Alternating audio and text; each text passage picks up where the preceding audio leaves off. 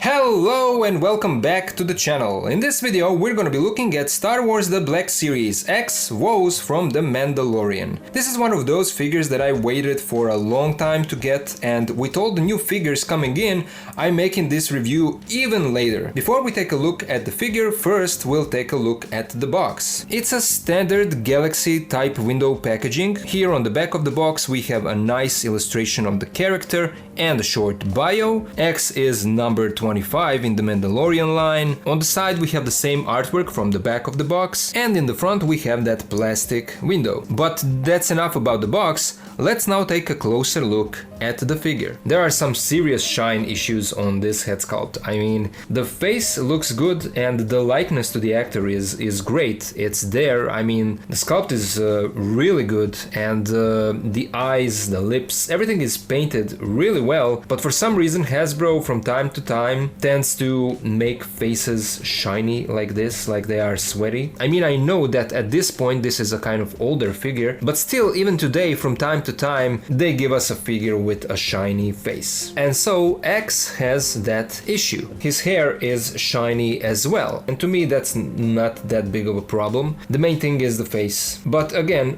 all that being said, the likeness to the actor is really good. They even did a great job on the beard and everything looks really good, but only that shine should be toned down a little bit. This is a soft plastic overlay that goes over the base body. And speaking of base body, this is that new Mandalorian body that we first saw with Death Watch Mandalorian, and I have this guy here. As you can see, this is exactly the same body, which I'm okay with because it's a great body, and I think that we all agree that Hasbro should retire that old Jango Fett body and keep using this body for all the future Mando releases. And so, going back to our X Woves here, if you have that Death Watch Mando, you know what to expect. Great proportions, great articulation, and a lot of fun for posing. We can take a quick look at the details. We can see that his chest plate has some dings and scratches on it. The paint is rubbed off, and we have these silver markings that show us Beskar underneath the paint. Some nice wrinkles all around the body. The overlay is kind of flat in the back, but that's okay because, as you can see, we get a jetpack that will be connected here. These shoulder pieces are connected on the ring on the inside of the butterfly joint, so they go out of the way when you articulate the arms. The undersuit is also nicely sculpted with a lot of these sculpted details and wrinkles. There isn't any wash at all on the figure, but nevertheless it still looks really good.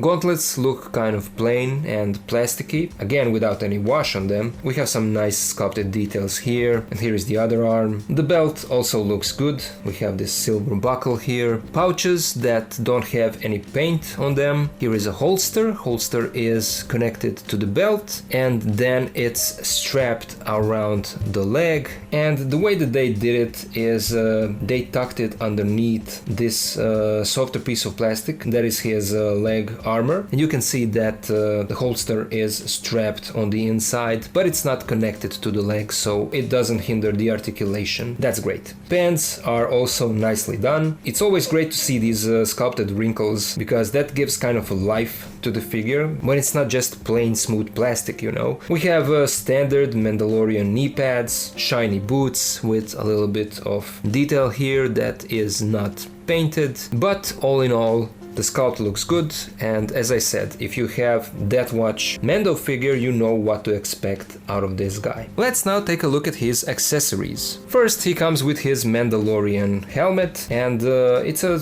standard. We saw this a few times in the line. It's not an alternate head, but it's hollow on the inside. You put this on the figure over the head, and because of that it kind of looks warped. You can see on the side that the line kind of goes in on both sides. I'm not sure, maybe the helmet should be wider like this. If that's the case, it's an easy fix with a blow dryer. So yeah, I mean, the paint is basic, it looks good.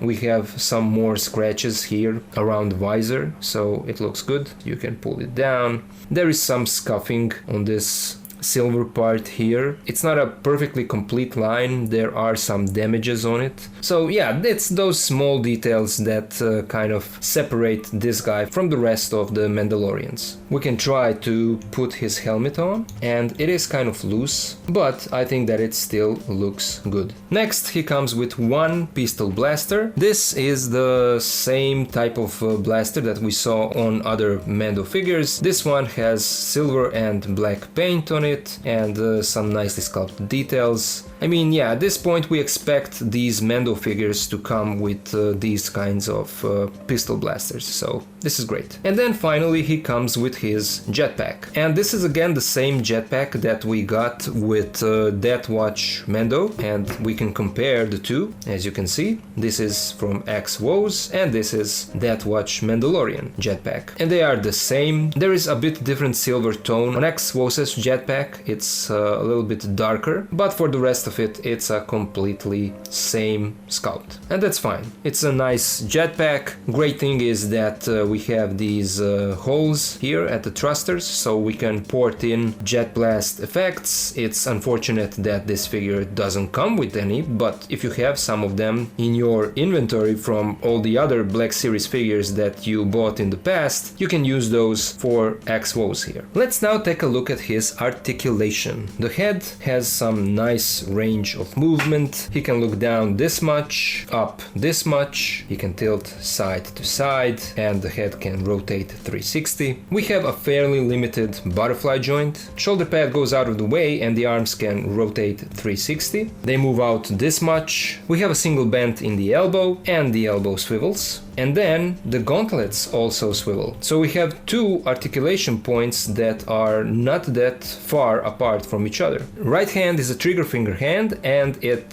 swivels up and down, and then the left hand swivels in and out. There is a cut up here in the torso behind this overlay, and that gives us side-to-side movement, a little bit of tilt. He crunches forward just a little bit, back a bit more. We have a thigh cut, legs move out this much, they move forward this much, back this much. Single bend in the knee gives us this much, and the knee swivels. Feet move forward just a little bit, almost nothing, but they move back this much. And we have a nice ankle pivot. And of course, pec holes at the bottom of the feet. Let's now compare Woves with some other figures. Here he is with the Black Series Bo-Katan and the Black Series Casca Reeves, and this completes our trio, our small team from the second season of The Mandalorian. Here he is with the Black Series Beskar version Mandalorian with custom soft goods cape and the Black Series Death Watch Mandalorian. And finally here he is with the Black Series Return of the Jedi Boba Fett